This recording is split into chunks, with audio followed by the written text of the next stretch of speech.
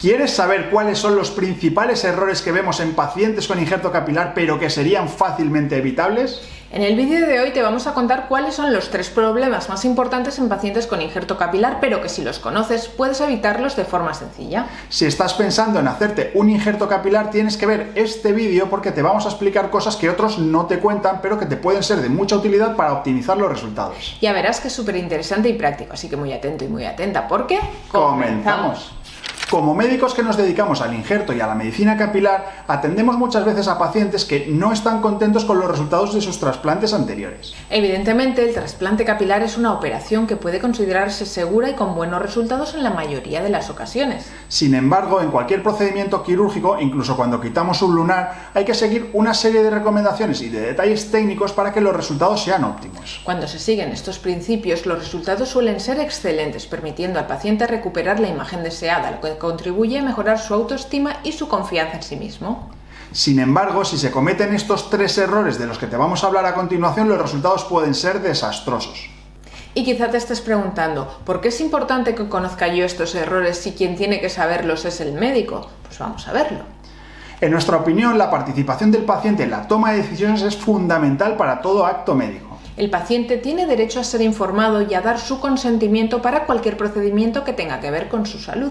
Es verdad que hay pacientes que delegan en nosotros la toma de decisiones, lo cual es respetable y también constituye una forma de decisión, pero es importante que no te quedes con ninguna duda y que comentes todas tus inquietudes y tus opiniones sobre el tratamiento que vas a recibir. Por este motivo, es importante que conozcas estos errores de los que vamos a hablar, porque son sencillos de evitar y pueden servir para tomar tus propias decisiones. ¿Y cuál es el primer error que estamos viendo en pacientes con injerto capilar, Laura?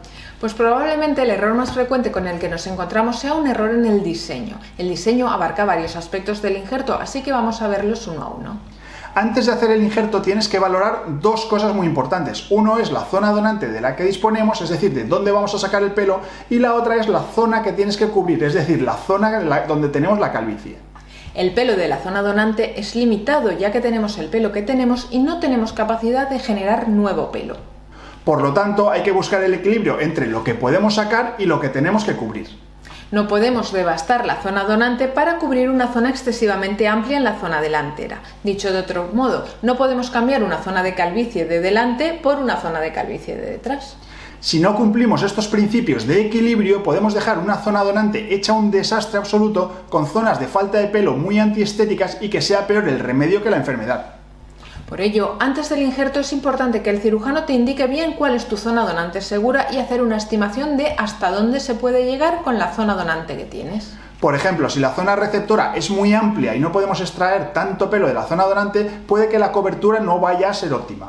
Realmente esto no es un error en sí mismo, pero hay que saberlo antes de meterse en el injerto capilar. Es importante saber que mejorará la cobertura, tendrás más pelo, pero casi seguro que no vas a tener la densidad que tenías a los 15 años. Y estas cosas hay que saberlas de antemano para no llevarse a disgustos después. Con respecto al diseño, también es importante saber que no todo el mundo tiene las mismas características anatómicas, es decir, la cabeza de cada uno es diferente y por lo tanto el diseño para el trasplante capilar tiene que ser también personalizado. No se puede hacer un mismo diseño para todos. Quizá lo que le queda bien a un amigo o a un futbolista en particular en tu caso no sea la mejor opción porque las características anatómicas son distintas. Si intentamos hacer siempre el mismo diseño para todos los pacientes o intentamos hacer un diseño que no se adapte a tus características anatómicas, los resultados no van a ser satisfactorios. Y otro de los errores que vemos con respecto al diseño es hacer la línea de implantación del cabello demasiado baja. La mayoría de pacientes lo que quieren es una línea muy bajita, sin embargo esto lleva a unos resultados estéticos muy raros, se mete pelo en la zona del músculo frontal y cuando habla o gesticula el pelo se mueve. Además, a partir de cierta edad resulta mucho más natural tener un poquito de entrada que tener el pelo tan bajo. Por cierto, hace unas semanas hicimos un vídeo sobre la importancia del diseño de la primera línea en un injerto capilar, por si quieres echarle un vistazo para completar esta información. Por lo tanto, podemos decir que el primer error con el que nos encontramos en un trasplante capilar es un diseño no adecuado a las características anatómicas del paciente. Y pasemos ahora al segundo error en el momento de realizar un injerto capilar. Este segundo punto hace referencia a la edad del paciente. Hacer un injerto capilar en edades muy precoces es posible, no hay una contraindicación absoluta para ello, pero es muy importante tener en consideración algunos puntos muy importantes. Y todos estos puntos están relacionados con el futuro. En general, cuando tienes 18 o 19 años, no sueles pensar en qué sucederá dentro de 15 o 20 años, pero es importante planteárselo para que no haya disgustos innecesarios.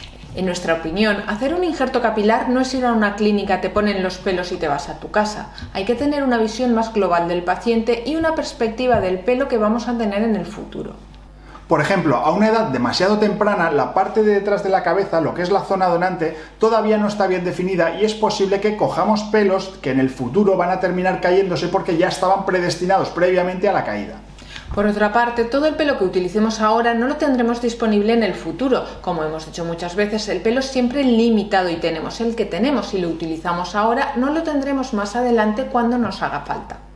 Por último, es importante considerar el grado de madurez del paciente para poder tener unas expectativas realistas. Si el paciente tiene el convencimiento de que el trasplante va a ser la solución a todos sus males y que va a tener un pelo de ensueño para siempre jamás, es que no estamos transmitiendo bien la información. Por todo ello, el segundo error con el que nos encontramos cuando hablamos del injerto capilar es hacer el procedimiento a una edad demasiado precoz.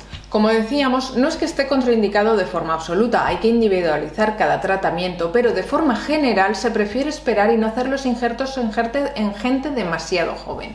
Y esto enlaza directamente con el tercer error con el que nos encontramos cuando hablamos del injerto capilar, y es la utilización o no utilización de medicación. Como hemos dicho en muchas ocasiones, la alopecia androgenética es un problema crónico que no tiene una solución definitiva. Por lo tanto, cuando hacemos un injerto capilar, el pelo que injertamos no se va a caer. Este pelo se mantiene con las características de la zona donante que tenía detrás y se va a mantener con el tiempo.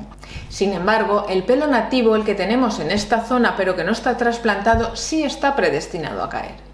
Por ello, imaginemos que hacemos un injerto en la zona de la coronilla y de las entradas. Si no hacemos un tratamiento para el resto del pelo, es decir, si el pelo que se queda entre las entradas y la coronilla no lo tratamos, a la larga este pelo se va a caer y el resultado en 5 o 10 años no nos va a gustar.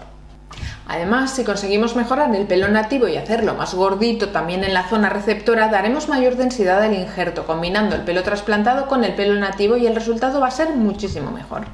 Si quieres profundizar más en el tratamiento complementario cuando hacemos un injerto capilar, te recomendamos un vídeo que hicimos expresamente sobre este tema en el que hablamos con mucho más detalle sobre ello. Así las cosas, tenemos que lo más importante cuando nos planteamos un injerto capilar es tener en mente qué le puede pasar a nuestro pelo en el futuro. Por ello, los 3 errores que consideramos más importantes son: 1. Hacer un diseño que no sea personalizado y adecuado a las características particulares de cada paciente. 2. Hacer un injerto a una edad demasiado temprana. Y 3. No hacer un tratamiento de mantenimiento del cabello. Evidentemente, en estas 3 situaciones tu opinión y tus decisiones van a ser fundamentales, por eso te decíamos que es importante conocerlas para poder evitarlas. No te olvides de dejarnos un buen like si te ha gustado el vídeo y si quieres que sigamos haciendo vídeos como este en el futuro. Y si quieres ver otro interesante vídeo sobre tratamientos capilares, te recomendamos que veas este vídeo. Acuérdate de suscribirte al canal si todavía no lo has hecho y nos vemos en el próximo programa de Medicina Capilar. Hasta el próximo programa. Hasta el próximo programa.